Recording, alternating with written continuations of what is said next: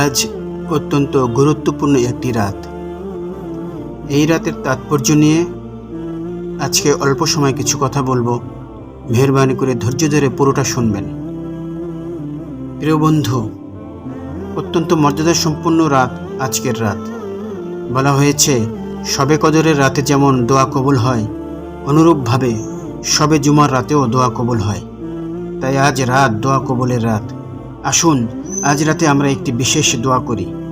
সর্বপ্রথম আমাদের যে কাজটি করা দরকার তা হলো প্রত্যাবর্তন, অর্থাৎ ফিরে আসা। জিন্দেগিতে হাজারো গুনাহ করেছি, বিশেষ করে কবিরা গুনাহ করে সীমালঙ্ঘন করেছি। না জানি আমার ইমানের অবস্থা কতটা ভয়াবহ। তাই আজ গুনাহ থেকে ফিরে আসার রাত। আজ রাত প্রত্যাবর্তনের রাত। এই প্রত্যাবর্তনের সূচনা হবে তাওবার মাধ্যমে। আজ গভীর রাতে উঠে ভালো করে ওযু করে তথা পবিত্রতার শর্ত পূরণ করে জায়নামাজে বসে যাই।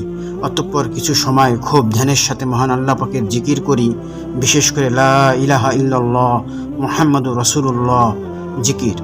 এরপর হুজুর সাল্লাল্লাহু আলাইহি ওয়াসাল্লামের প্রতি দুরূদ পেশ করি, যে কোনো দুরূদ। তারপর 2 রাকাত নামাজ আদায় করে আবারও কিছু সময় জিকির ও দরুদের পর মহান আল্লাহ পাকের আলিশান দরবারে দুহাত মেলে ধরি আর কায়মনো বাক্যে জীবনের যত গুনাহ করেছি তার জন্য তাওবা করি।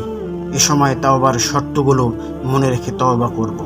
তাওবার শর্তগুলো হলো, তাওবা একমাত্র আল্লাহর জন্য হতে হবে এবং আল্লাহর কাছে করতে হবে। গুনাহার কাজ করার জন্য অনুতপ্ত লজ্জিত হতে হবে। যে গুনাহ হতে তাওবা করা হচ্ছে তা সম্পূর্ণরূপে বর্জন করতে হবে।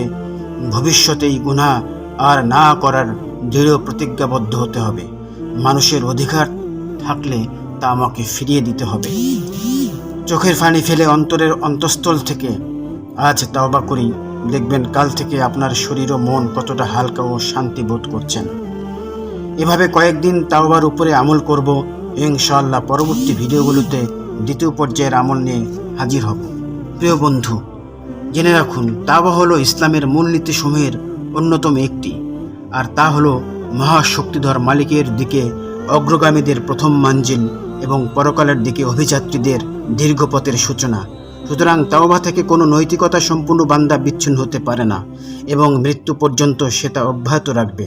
আর তাওবার সূচনা হলো এমনভাবে লজ্জিত হওয়া বা অনুশোচনায় দগ্ধ হওয়া যেন নিজের ভিতর জমাকৃত পাপরাশি ধুয়ে মুছে পরিষ্কার হয়ে যায়। সঠিক ইচ্ছা শক্তি ও প্রকৃত জ্ঞানবোধ থেকে এমন অনুভব জন্ম নিতে পারে। আল্লাহর দিকে ফিরে যাওয়া ছাড়া আমাদের মুক্তির কোনো উপায় নাই। আর যে ব্যক্তি তার রবের নিকট আশ্রয় নেয়, সে এমন আশ্রয়ে চলে যায় যেখানে সে ক্ষতিগ্রস্ত হবে না এবং কখনো সে ফিরে আসবে না শূন্য হাতে। আল্লাহ পাক সূরা তাহরিমের 8 নম্বর আয়াতে বলেছেন, হে মুমিনগণ, তোমরা আল্লাহর কাছে তাওবা করো, বিশুদ্ধ তাওবা। সম্ভবত তোমাদের রব তোমাদের পাপসমূহ ক্ষমা করে দিবেন। আল্লাহ পাক আমাদের আমল করার তৌফিক দান করুন। আমিন। ওয়া আখির দাওয়ানা আনিল হামদুলিল্লাহি রাব্বিল আলামিন।